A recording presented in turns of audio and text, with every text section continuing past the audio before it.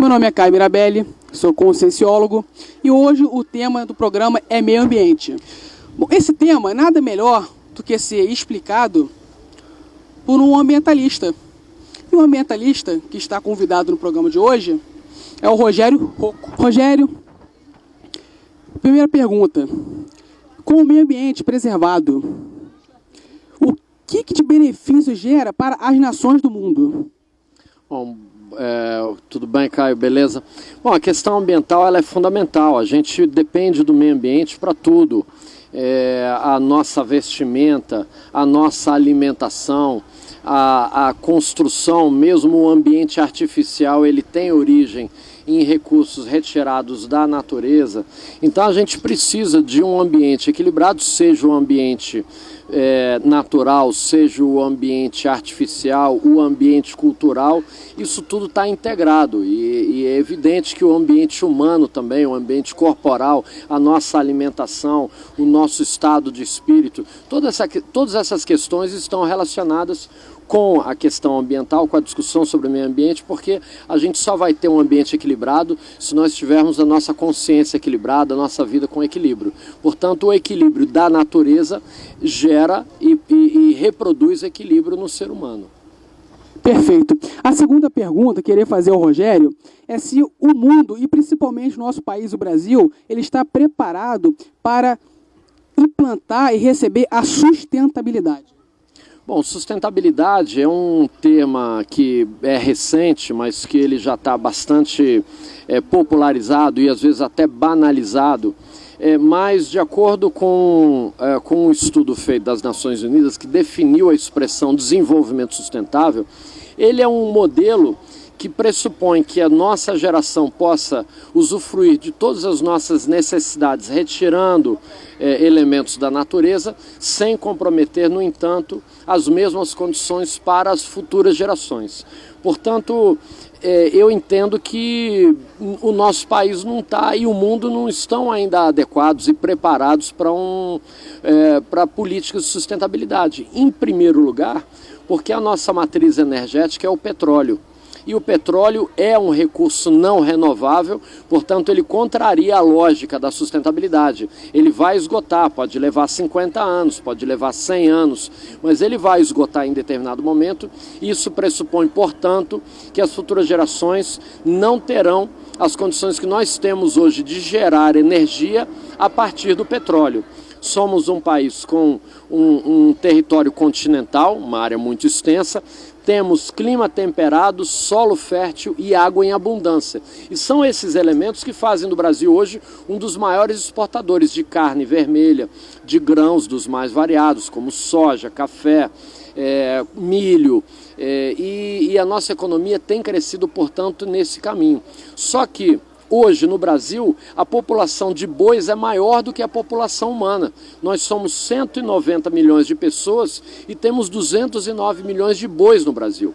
Eles ocupam 20% do território brasileiro, enquanto grande parte da população que está localizada nas áreas urbanas ocupa apenas 1% do território.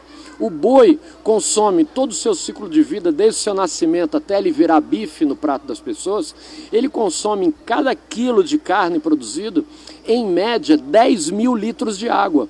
Então a grande exportação de carne que a gente tem, ela por seu lado, exporta também gratuitamente uma quantidade muito grande de água doce, que é um dos nossos grandes patrimônios. Portanto, a nossa economia, ela tem crescido avançando sobre as florestas, e a gente vê essa discussão no Código Florestal. A bancada ruralista, a bancada dos bois, é muito maior do que a bancada que defende a população humana hoje no Brasil. A bancada que agride as florestas, que defende os bois, ela está sendo vitoriosa no Congresso Nacional. Portanto, a gente vê que o nosso parlamento, as nossas representações políticas, elas representam hoje mais um modelo econômico que é insustentável e que compromete o conceito e a ideia de sustentabilidade, que mais do que um conceito técnico ou jurídico, é um compromisso ético.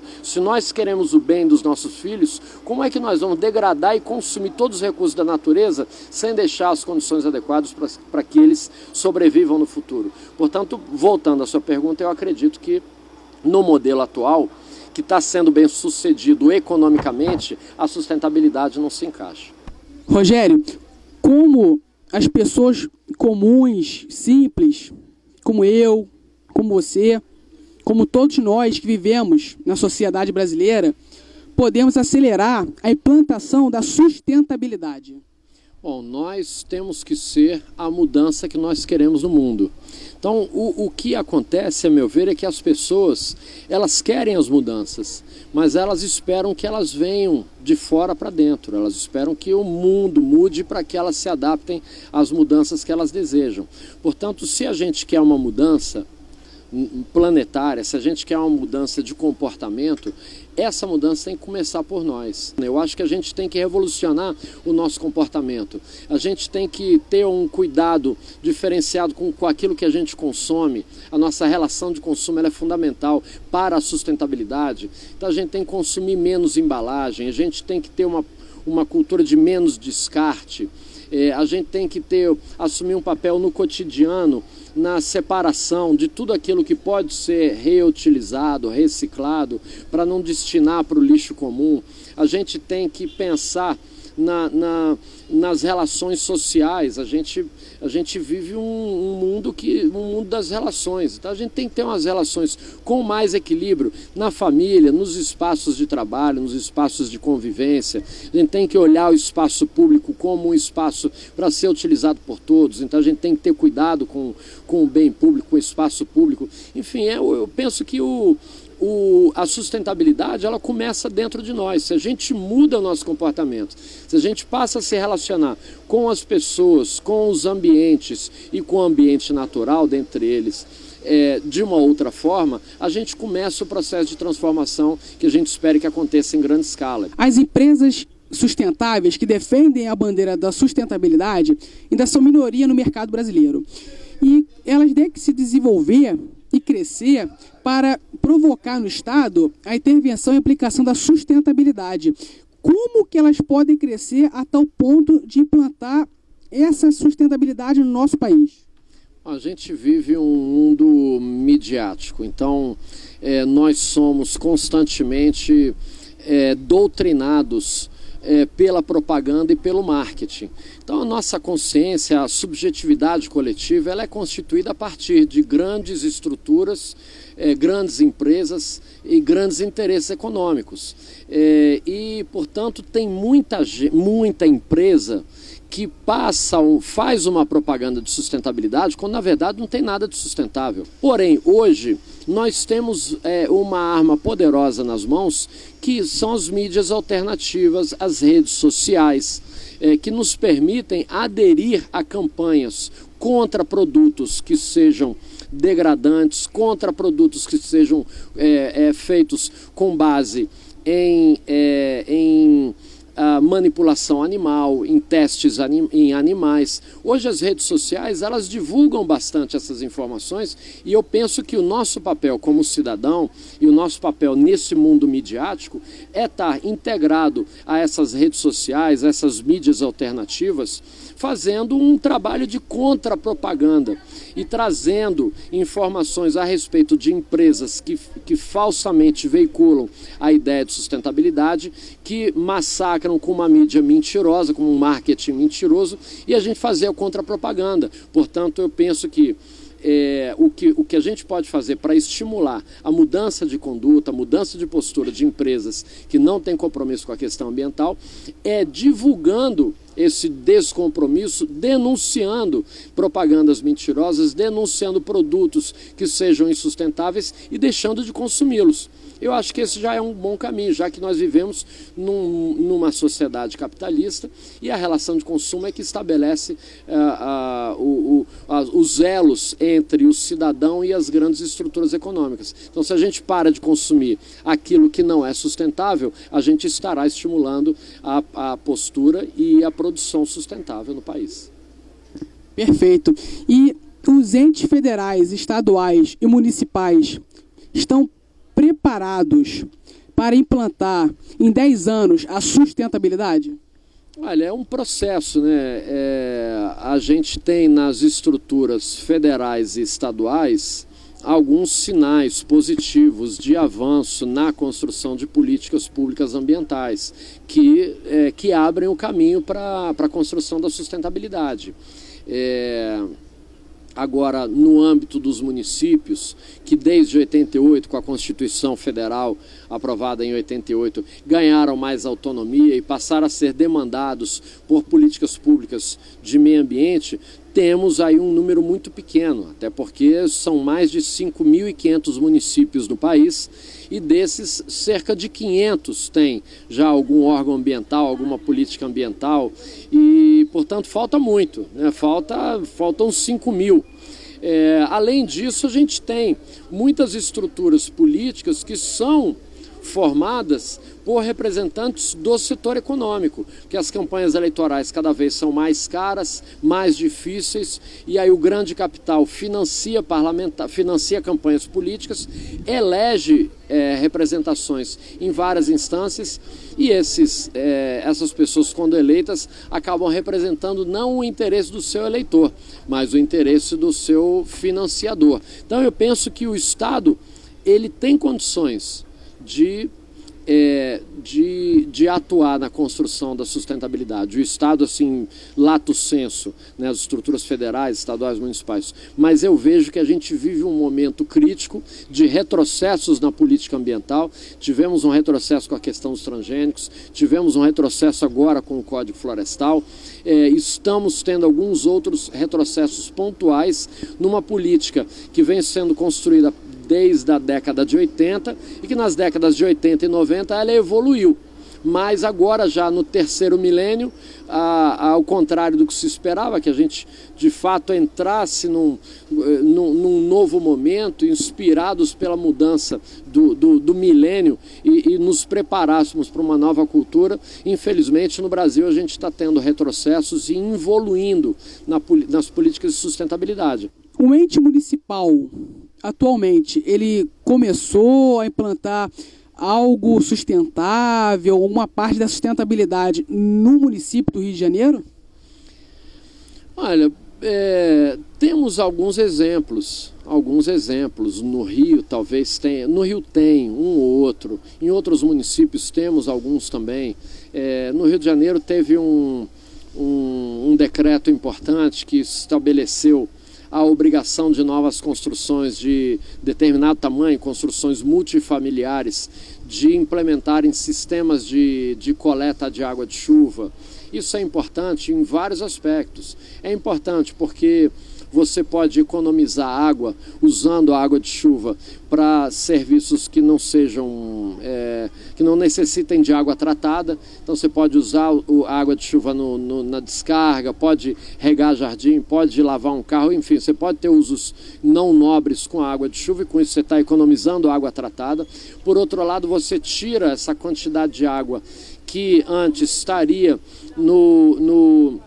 nos períodos de chuva na superfície, porque com o nível de impermeabilização do solo nas áreas urbanas, as águas que antes infiltravam, hoje elas correm na superfície e se acumulam e acabam causando enchentes, com isso trazem prejuízos econômicos. Então a retenção da água de chuva em casas, com esses sistemas, ela é também importante para a economia, para a cidade de uma forma geral, para as populações, inclusive e especialmente as mais pobres que estão mais vulneráveis aos eventos naturais.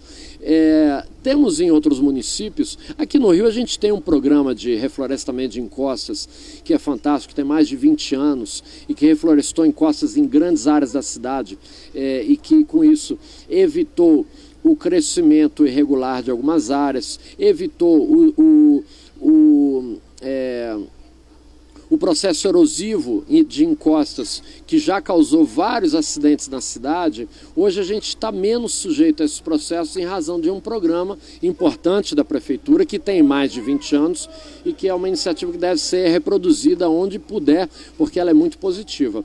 Temos alguns outros municípios do país, algumas experiências pontuais, como a criação do IPTU ecológico, que é uma coisa que eu quero trabalhar aqui na Câmara Municipal, a gente criar um instrumento tributário que estimule o cidadão a adotar posturas ambientais, ganhando em troca descontos no seu imposto, ou seja, tudo tá relacionado à questão econômica. Quando a gente diminui a proteção do Código Florestal, a gente está beneficiando economicamente as monoculturas e a produção do gado. Historicamente, então, quem ganha incentivos são as grandes economias. Eu penso que a gente deve criar estímulos econômicos para o cidadão, para que ele mude sua conduta, para que ele adote outras posturas e ganhe com isso também economicamente. Ele não deve ser voluntário, meramente voluntário, porque os empresários não são voluntários, a economia não é voluntária, né? O capital ele não faz bondade nenhuma, ele não age voluntariamente, ele só age movido por estímulos. Então se nós vivemos um sistema que é capitalista, eu acho que ele tem que ser capitalizado também para o cidadão e ele deve ser estimulado a mudar essas posturas, e nós temos alguns desses exemplos em municípios que com isso ajudam a consolidar o conceito de sustentabilidade. Em 10 segundos, Rogério Rocco, defina preservação e meio ambiente. Meio ambiente é tudo. Aqui nós estamos até dizem que o meio e o ambiente são a mesma coisa. E exatamente, o meio ambiente é o ambiente que a gente vive. Se ele é natural ou se ele é artificial, essas são circunstâncias pontuais associadas à localização de cada um. Mas meio ambiente é tudo, nós somos meio ambiente. Nós fazemos parte do meio ambiente. Perfeito. Rogério, foi um prazer, foi uma honra entrevistar você. Além de ser um grande amigo, é um dos maiores ambientalistas do nosso país e fundamentou perfeitamente e passou de maneira clara para quem está vendo o programa a importância do meio ambiente. E para fechar com chave de ouro a fundamentação ambiental, o meio ambiente ele tem que ser preservado também para quem quer evoluir, acelerar seu nível evolutivo, porque a nossa vida só é 100% e todos os setores que regulam ela quando nós aceleramos o nosso nível evolutivo. E a evolução espiritual está 100% ligada, interligada com o meio ambiente. E o meio ambiente preservado e legal, bacana, temos tudo para acelerar a nossa evolução com tranquilidade e com prazer.